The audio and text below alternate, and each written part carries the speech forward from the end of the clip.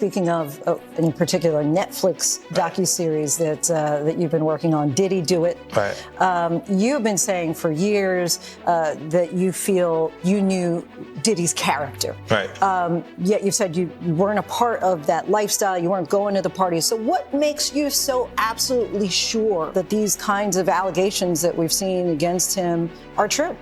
Well, I'm surprised by the allegations, as surprised as everyone else is. Like, I didn't make the allegations, I didn't tell people to say these things.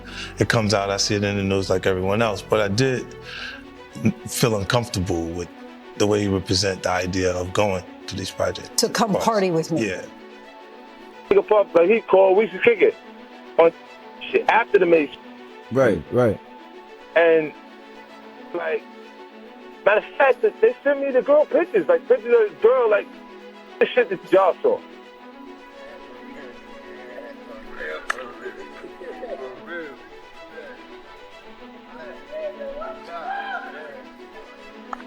Now, Fifth, when you continuously call Puff, does that affect your relationships in Hollywood? I don't call him. I said, Let me read it, Fifth. Oh my God. Sorry I can no longer help you guys. Soon you will all be happy. You are all now left under leadership of Puffy Daddy. Report to the nearest rainbow. Dinner Thieves in theaters January 19th. That's why he says things. He doesn't even know what he's saying is like fruity.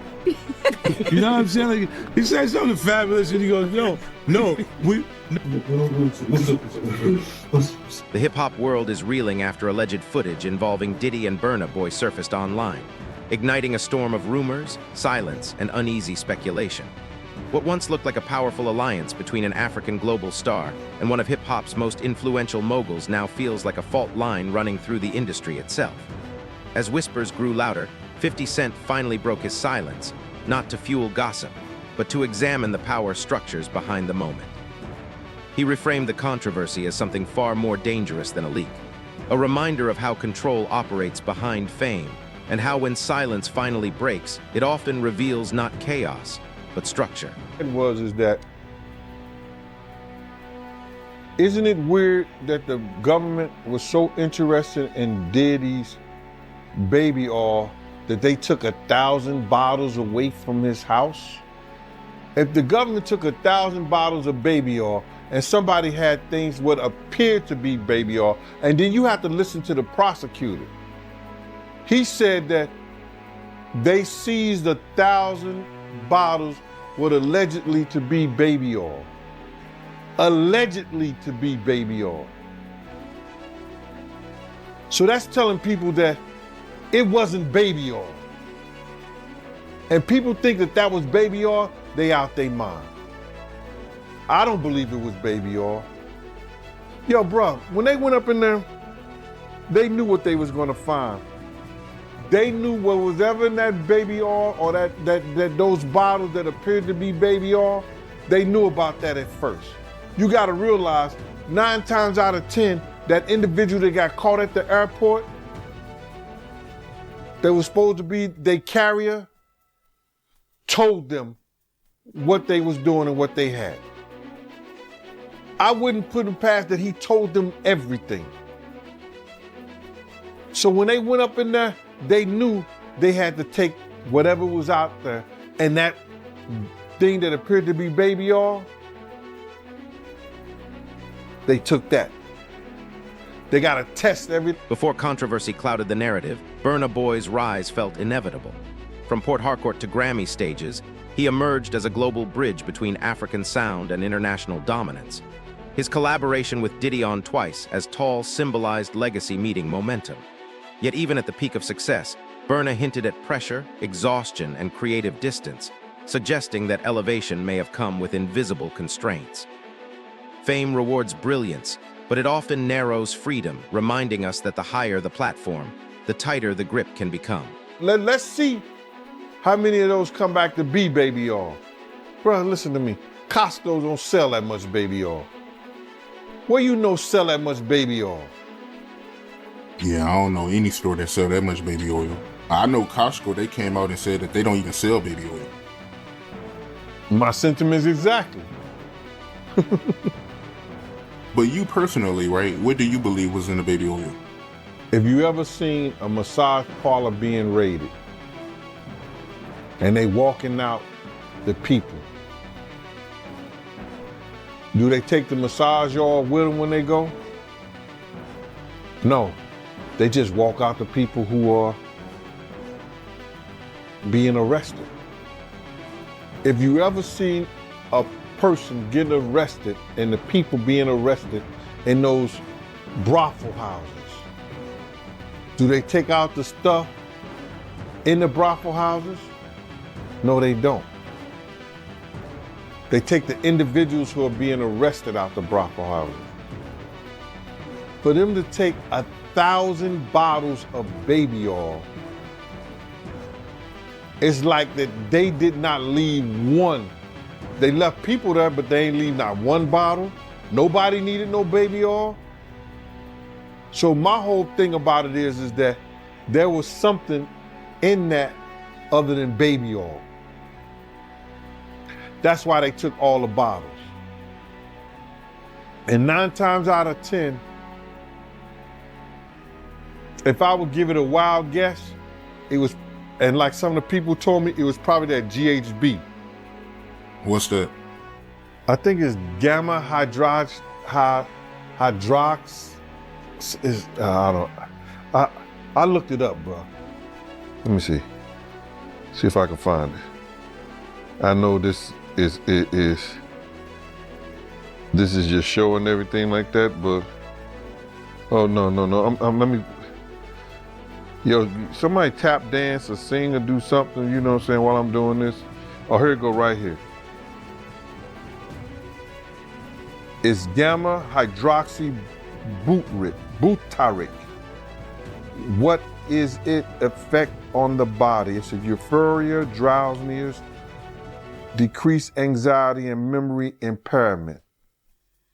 It works on the nervous system and gives you this feeling of euphoria. So they take that and rub it on her, and you forget who you are, what you're doing. It can also give you memory loss, drowsiness, and that's under the DEA, the Drug Enforcement Administration.gov. When the alleged footage surfaced, Burna's past words took on new weight. Cryptic posts about fake kings and freedom stopped sounding poetic and began to feel confessional. Fans dissected lyrics like evidence. Then 50 Cent entered the conversation with a line that echoed across hip-hop. These dudes play God with people's careers. It wasn't commentary, it was indictment. The statement reignited debates about mentorship versus manipulation and raised a deeper question. When art becomes coded language, how broken is the system already? Not even gaming because you won't claim it. No, you want to sit around and pretend to like bitch. That's what y'all do. And then you get these hard Jocelyn? So, I'm just like curious. these are the, you like half man bitches. No disrespect, but Jocelyn rough. Them shoulders is. And the way she like running up on, I already know she done strapped up on you. Ooh. So, Jack, let me ask you. There's one. Some of the shocking things. I hear that mean with a harness. Oh. Okay, not a harness. Yeah. So I gotta ask you this. I'm sure somebody's already asked you this, but have you ever been to a P. Diddy party? Yeah, many, honestly. And so, can you take us through like what goes on, like when you were there? What did I say when y'all asked me about why was the TD Jakes at the Diddy party? Yeah. What'd I say? Money. That's correct. Were you surprised that there were so many cameras in his houses? No. That he was recording these? Of course. He is the J. Edgar Hoover of hip hop. Okay. Y'all done seen him put on the pyramid with a skirt? So let me ask you, when you hear that Cassie was told to hire male escorts to come in what they call freak-offs now. Yeah. Is that something normal that happens in Hollywood? Yeah. Freak-offs. Yeah. Okay. Everybody know that. I've been saying it. Yeah. Yeah. How many times I got these is wild. So do you feel like people, when they hear pink cocaine, Young Miami has to bring across? Wait, the Tusi. Yeah, the Tusi. That's what they call. I found out. I talked to my drug guy because I wanted to be informed. Because people was calling it Tusi, that's calling it the Tunchi. I didn't know which one it was. So I talked to my drug guy, and my drug guy filled me in. And then it made perfect sense. Tusi. Talk to him. Drugs with Jaguar. Let's talk. Drugs education. 101. So Tusi is the cocaine, but they take the ketamine and cook it up. And they fold it into the coke. Now, if you don't know what ketamine is what they call on the street Special K. It's a veterinary drug. It's a horse tranquilizer. Now, gay men have been using this for years. See, back in the day, if you went to a gay party or a gay rave, there were certain drugs that you would always find on hand. Viagra, ecstasy, Special K, and cocaine. Now, see, the cocaine keep you up all night, but unfortunately, it gives you limp noodle because of what the blood flow is. So you with a half-hard dick all night. So that's why you have the Viagra, to make sure that the dick involuntarily stays hard while you're numbing yourself with the coke. Now, see, the ketamine, that's a horse tranquilizer, so that relaxes all your muscles. You could get by 80-ton gorillas. You wouldn't feel a thing. So now, your dick is gonna stay hard, you numbed up, and you high. You got the ketamine in you, so you don't feel shit. And then you add the ecstasy to put in the feeling that you've now blocked out, and now you got a party. Freak off cock. Behind every creative partnership lies paperwork, and Diddy has long understood its leverage. Sources claim Burna's deal included shared control over royalties, distribution, and touring, standard on paper but powerful in practice. Legal analysts argue such agreements often blur collaboration into control, turning artists into assets. That means Burna's frustration may not be emotional alone, but contractual. In music, ownership doesn't just define profit, it defines freedom. We want to hear these stories and everything like that, because this is stuff that happened back in the day. And then maybe that if they knew there was going to ever be a YouTube, or they knew there was going to ever be social media, a lot of the stuff probably wouldn't have got played out like it did. But things happen, and these are just stories from the past. I would like to use that as, what you call that, just to clear the facts up what's going on. But it all started, we was in Atlanta. And this story starts when I'm with Puff, and he's in exotic bookstores, and he's doing shopping. Right, he's shopping, getting his stuff and everything like that. So, you know, this is the first time I was ever in an exotic bookstore with Puff. So, you know, I'm giving him his space. He's taking things off the shelves and stuff like that, because they gave him a brown paper bag. When they gave him a brown paper bag, he was just putting stuff in there. So I said, damn, you know, he got to go put it on the counter and, you know, show everybody what he's getting. So as he's going, I'm just looking at the places where he's picking stuff from. But there's one part he picked up some things from up here on my left side. And then he picked like quite a few of them down. I'm like, okay. He put them in the bag. So when I went by there and I looked up there, and it said butt plugs. And I was like, hey, yo. I was messing with him. Because people don't understand, you know, we was like friends. He was a part of the same gang, so I'm still gonna tease him. I'm still gonna mess with him and everything like that. I could do that. It wasn't just no security thing. So I say, yo, what are you getting this for? And it said butt plugs, and he was like, yo, can I do my shopping by myself? I said, yeah, you can do it by yourself, brother. And he started walking and everything like that. When he got I just waited at the counter. When he got to the counter, he didn't even have to show the guy nothing. He just gave the guy a wad of money. I mean, like, he gave the guy a stack, something like this. And Puff wasn't the dude that carried no 20s and no 50s or nothing like that. And I mean, like, he just said, boom. And we walked out the store.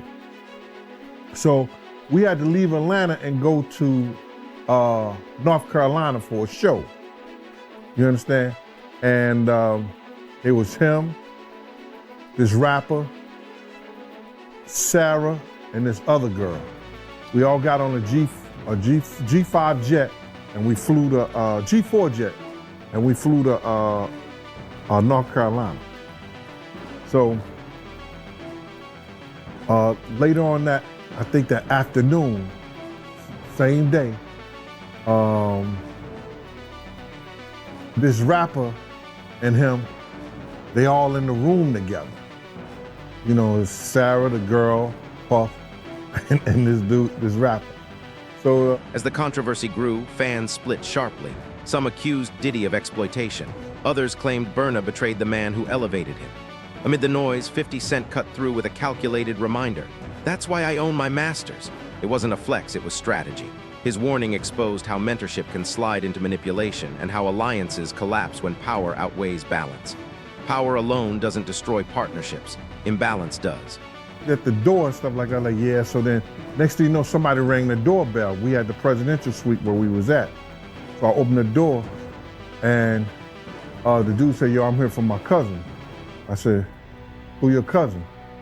And he said, Ja Rule. I said, well, he busy right now.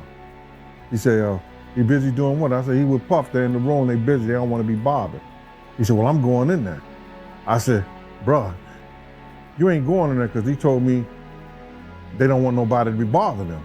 And he was like, yo, I don't care, man, I'm going in there. That boot like that.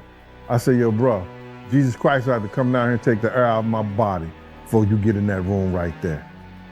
Watch. He tried to bum rush me. I grabbed him and threw him against the piano. When I threw him into the piano, Puff and Ja Rule runs out the room. Puff got his towel, Ja grabbing his towel, but they butt naked. And so then Ja was like, yo, what's going on? Yo, G, that's my cousin. He know me well. You know, and Puff was like, yo, G, what happened? I said, he tried to get in the room. I told him he couldn't get in the room. And he was like, he just looked, Puff looked at Ja. He said, yo, Ja said, you ain't want to go in that room. There's a lot of freaking going on. So I was like, oh, he said it was a lot of freaking going on. So that was basically that story, man. You know what I'm saying? They went back in the room. Dude felt a certain kind of way, and he left out. So I seen them at the concert the next day, and they tried to, you know, form up against me. But my man Frank was like, I told my man Frank, I was like, yo, Frank, put yourself in that position. Somebody trying to get in the room, and Ja told you don't let nobody get in the room.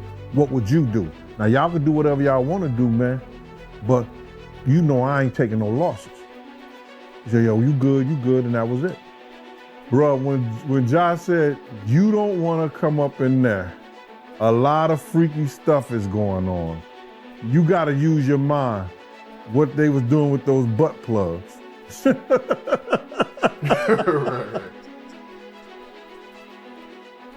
Yeah, that was crazy. He should have enough money to He check. put the boots to that girl. She's supposed to be a good bitch. No matter who she with. All the time he putting the groom in her.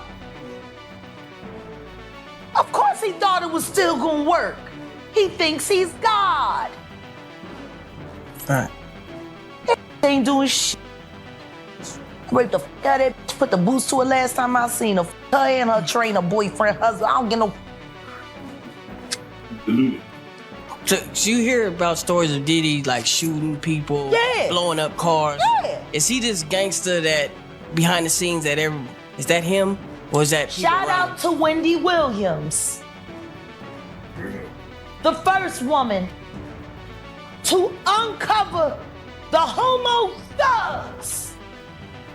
That's what these down low bitches was called when Wendy first started talking about it in the 90s, the homo thug. She talking about Diddy. And then what's the stuff that's happening to Wendy Williams, you think this is all connection too? Of course. They've been waiting. He's been waiting. He was waiting for Kim. Remember? He was waiting. The casket was ready. She was literally casket ready. Some people are saying the whole Wendy Williams documentary that she's pretty much allegedly playing this way to keep herself safe from him, from any unaliving. It's been working for Orlando Brown. Why wouldn't it work for Wendy? To play crazy. Why wouldn't it work? Hey, look. Hey. The oosh gosh whoosh wash. Bop. Orlando's brilliant. Right. Yeah, Y'all spent time with him. we did. He's highly intelligent. Yes. Imagine what it's been like to wear this character for this long. No, I can only. That he does is a character. Actually, the shit he does online is the best acting he does. Is he speaking truth? Of course he is. You know? We seen Quiet on set. Major pain in his ass. Literally. Since he was a kid. Man. And then eating milk. Well, talking about expensive pain in his ass. Wait, this is Philly you're talking about now. Wait a minute, Jack. Me. Wait a minute. He's a f***ing Fruit Loop. He Diddy 5. This is Philly. He's a deep fried period. He Diddy 5. He Diddy fried. He the Diddy do-I-bop. Me. Real rad. You think that audio that they put out was real? Yeah, that was him. Nikki put that out there. That Nikki recorded that at the off in the Calabasas. She been waiting to drop that shit on Meek. Oh, She just wasn't gonna tell nobody it was Diddy. But now that Diddy out there, why not? So then who's the guy who's claiming he recorded it? Oh, somebody that got paid? Yeah, he said like I was standing somebody outside the that door. got paid. Yeah. Just like it wasn't seminal fluid that Justin Bieber was wiping away from his mouth when he brought his face up from Odell Beckham's groin in a club with Trey Songz on the lookout. The images are there. Diddy 5. Hashtag no Diddy. Beyond contracts and clips lies a deeper reckoning about responsibility, where guidance ends and dominance begins. Burna Boy's journey reflects a harsh paradox of fame. The higher you rise, the less you may own yourself. Stripping away glamour, 50 Cent framed the situation as a cautionary tale, arguing that fame without autonomy is simply another form of labor. Influence without accountability, he warned, eventually exposes itself. About the money. They saw what he did to Cassie.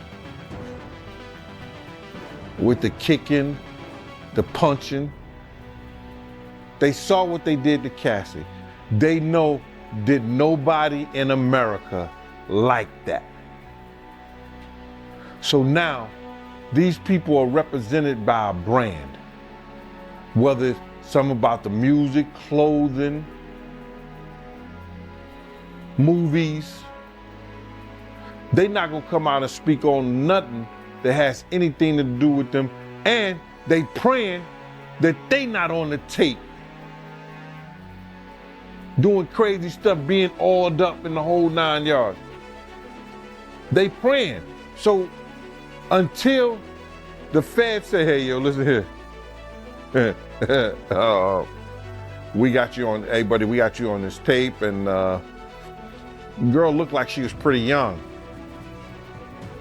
We're not gonna show it, but we need you to come and testify against Brother Love, P. Diddy, Puff Daddy, you know, Sean Combs. That's when they're gonna start talking. And they're not gonna be talking in his favor. When the feds come to them and show them what they got on tape, because if he had 250 tapes all over, 250 cameras all over the house, somebody got caught stealing a cookie out the cookie jar. It could be your favorite pastor.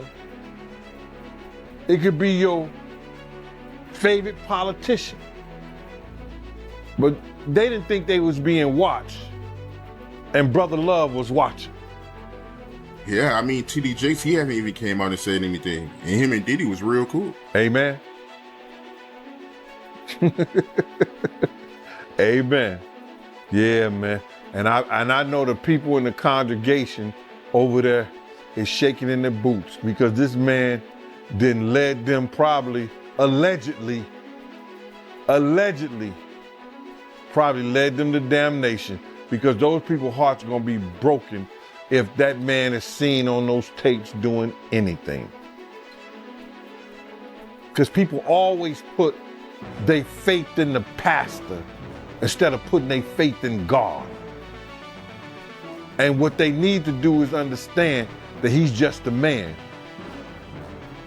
And he has a history. It's not looking too good for him. So you feel like celebs are worried that they might be on tape? Oh, they know. That's why they ain't speaking up or saying nothing. Yeah, I was at a Diddy party, but I know I ain't do nothing. When you don't know somebody's taping you, when you don't know that somebody is videoing you in some kind of form or fashion, and you got that alcohol, you got the drugs in you, they're a little loose, bruh.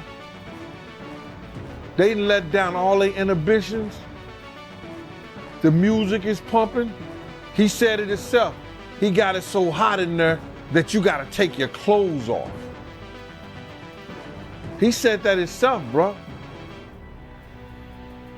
So a lot of them, like what he said? I think a lot of them was being swallowed.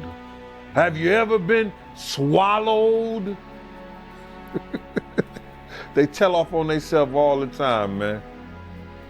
You just gotta listen. But why do you think Diddy had all them hidden cameras? Bruh, when you that powerful, you didn't get that powerful without having 1 or 2 or maybe 3 ups on somebody. Diddy always been the type of individual that want to have ups on the next person no matter what they was doing. Like, he always played artists against each other. He did it to Big, he did it to Craig Mack. You understand? I said before, he did the stuff to Ja Rule, you know what I'm saying? So had the ups on Ja Rule so he could go after Jay-Z. You understand what I'm saying? So he always played those kind of up games on people. So to have those cameras and know what he was doing, it's gonna give him the ups on everybody who came to that party. Even your favorite basketball player. Ain't no party like a Diddy party. We know who said that. He may be one of the persons got caught up in the Diddy party. LeBron said that, but yeah, you might be right. You know, it sounds like he had all them hidden cameras to use it against people. I think that was said in the indictment, right? That was said in the indictment.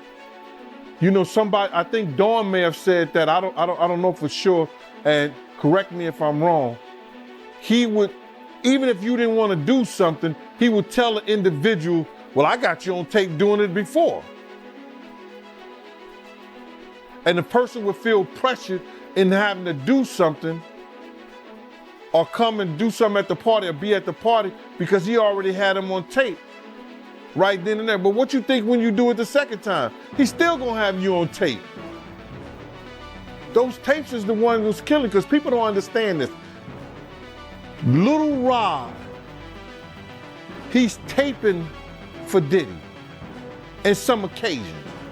When he wrote his indictment up, no, when he wrote his,